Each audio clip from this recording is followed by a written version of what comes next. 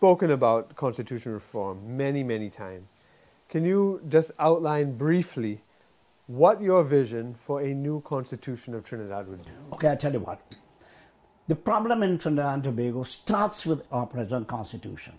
For example, it says that the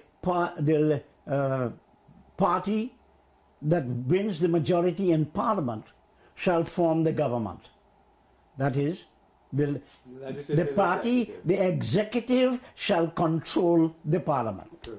So you have the executive here and you have parliament here. And what you have is a situation where the executive is in control of the parliament.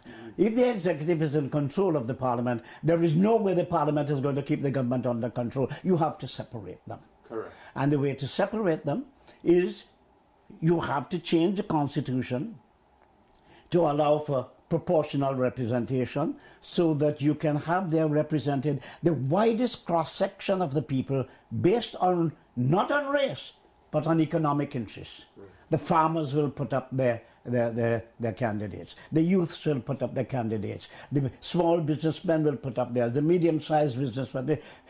Everybody will put up their candidates, and you'll have a parliament representative of the widest cross-section of the people. But you will have an executive which is outside of the parliament. That is to say, there's got to be an election for a parliament, and we don't need a Senate. We took that from the British because they had a House of Lords. So that you have a parliament which is representative of the people. Would you say it's a bit like the Mako Senate that Tapia presented? It sounds a little bit. Well, whether it is like that or not, if Tapia said that, then they were right. Yeah. So that you have another election. Another election to elect the head of government. We don't need a head of government and a head of state. Why do we need that?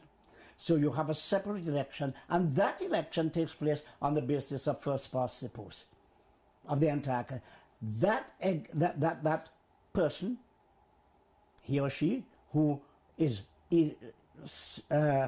selected as the head of state, head of government, will choose from in his own judgment, her own judgment, from the population whom he believes to be capable of running the government.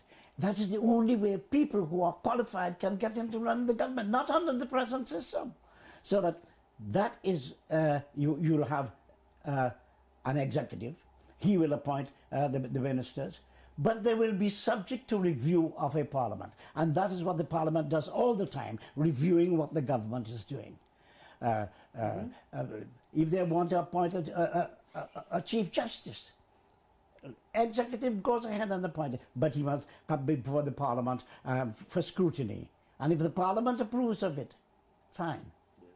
And it is that kind of control over the executive that the parliament must have. That is the only way things are going to change in Trinidad.